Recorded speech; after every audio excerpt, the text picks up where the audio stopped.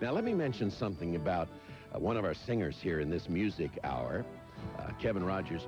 He wrote a song for a buddy of his, a friend that was just diagnosed as having cancer. Now, man, this is one practical message in this song. Ladies and gentlemen, welcome Kevin Rogers with Chris Caldwell. Got to Move On. Give them a welcome, please.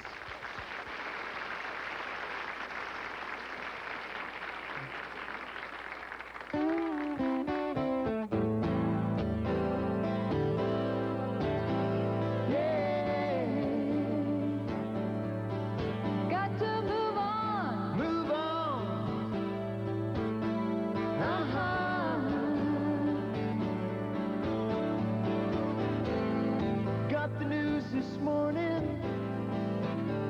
heard you're not too well. This curse called cancer is coming straight from hell. Turn your head to the wall and keep asking why. There's no easy answers, and you're tempted to believe a lie. Got to move on when you can't see where you're going.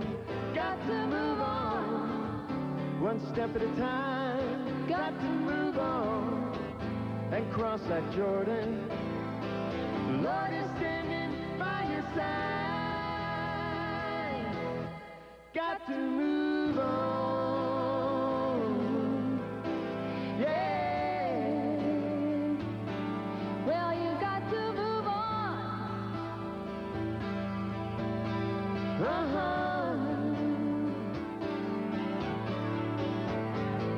A thorn in your side, the shadow of death, the mystery of life, the wonder of breath. So you found out too late. The doctor throws up his hands. There's nothing that he can do, but I know somebody who can. Somebody who can.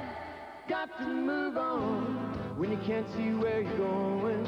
You got to move on, one step at a time. Got to move on and cross that Jordan. The Lord is standing by your side. Got to move on when you can't see where you're going. You got to move on, one step at a time. Got to move on and cross that Jordan. Now wait just a minute,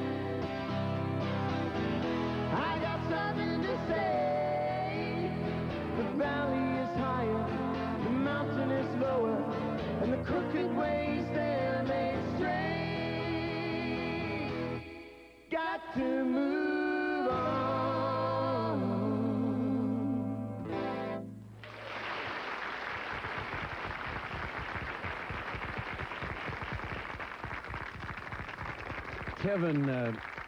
Kevin Rogers, just stay at your microphone for a moment.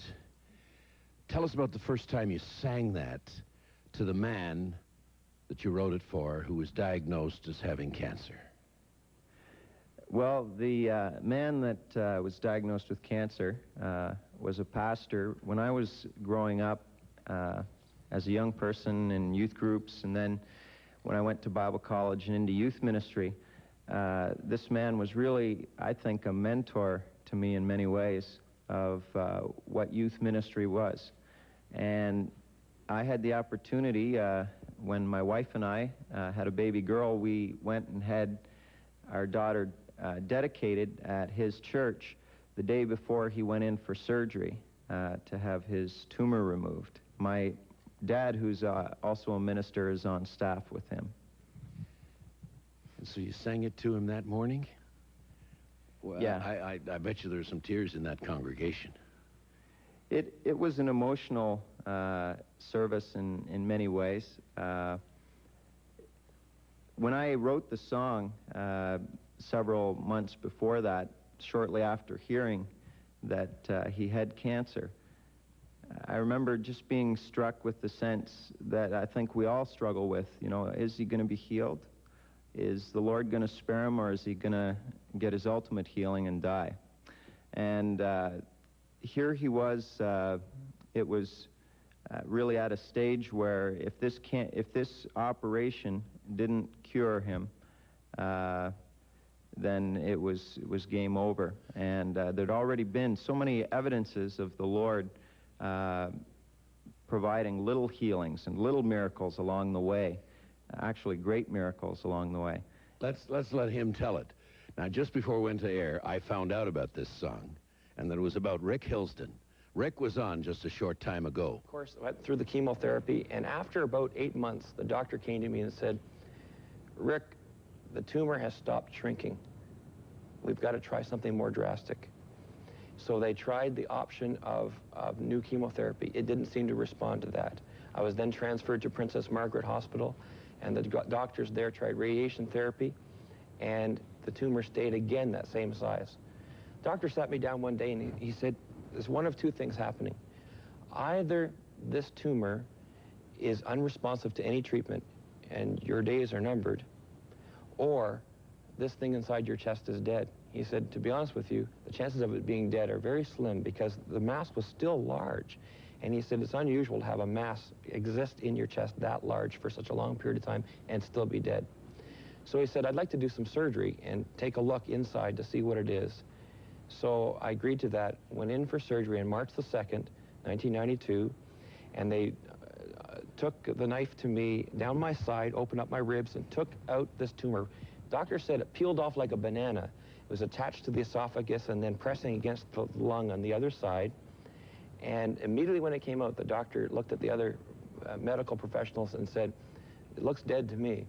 Of course, then the pathologists and those in the hospital did a very thorough study, and it was reported that the cancerous tumor was completely scar tissue now, not any active Hodgkin's disease dead as a doornail. at all. Dead as a doornail, thank the Lord.